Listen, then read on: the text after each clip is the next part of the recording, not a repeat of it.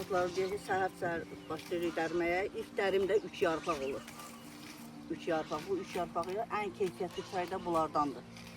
May ayın çayı ən keyfiyyətli çaydır.